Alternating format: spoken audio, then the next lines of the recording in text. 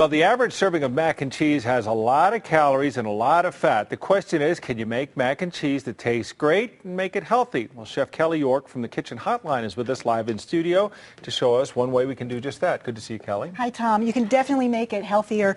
A traditional macaroni and cheese is made with a white sauce that you add cheese to make it a cheese sauce, and then you add macaroni to it to make it mac and cheese, and then top it with breadcrumbs that are mixed with butter.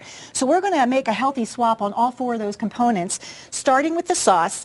Instead of making a white sauce with a roux that is butter and flour and milk and cream, we're going to blend low-fat cottage cheese with evaporated skim milk and boost up those protein calories or protein content, and then season it with ground mustard, some garlic powder, some onion powder, and Worcestershire sauce. There's a lot of flavor, but we're just, right. I mean, all that butter, there was no way around that. You can add salt and pepper, but you don't need it, so don't use it. Okay. Okay, and then you make and this sauce comes out nice and creamy. You don't need that butter. Are we using different noodles as well? Yes, we are using either a whole wheat elbow macaroni or a pasta that is lower glycemic level. There's lots of them out there on the market. You can find them in all the grocery stores.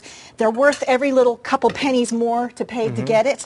And was there a different way you said to cook the noodles that helps yes. Also dietetically? Absolutely. If you overcook the noodles and make them mushy, you cook that starch out, and that just goes right into your bloodstream and zaps up that glycemic level. So al dente is healthier. Al dente is the way to go. You want to make your metabolism work harder and keep everything on an even keel. Okay, so we've added the sauce to the noodles. Yeah, here. add the sauce, and then we're going to add a low-fat cheddar cheese, and make it a sharp cheddar cheese so you, again, boost up those flavors. Get a lot of flavor. And also a skim mozzarella, and that'll give you that gooiness. Okay.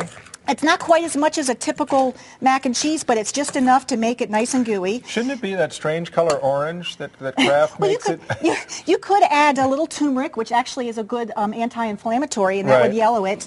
And then you add that to, I like to use individual ramekins so you have portion control rather than end up eating half a batch of mac in one sitting. When we talk about calories and stuff, people sometimes have vastly different ideas of how big a serving is. Right, you got it.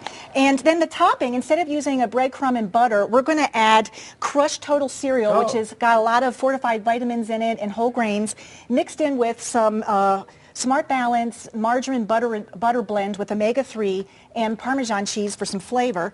And you top that and then bake it for about 15 to 20 minutes. If they're in individual ramekins, you could also make it into a family-style container, but then you would need to cook it about 40 minutes. Okay. And then that comes out, and that's your finished mac and cheese, and it's going to be lower in calories, it's going to be higher in fiber, and also lower in fat.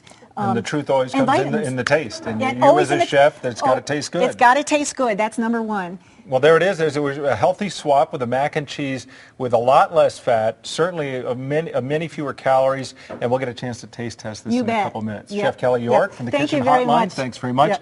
Obviously, there's a lot to the recipe there. We have the information on our website at KWGN.com. And also at www.thekitchenhotline.com, and there's also other versions of the recipe for other dietary needs. So check us out. Thanks, Kelly. Thank you. All right, a TV host, speaking of food, with an on-air faux pas, and then her reaction maybe doubles the problem. And we're going to show you the buffalo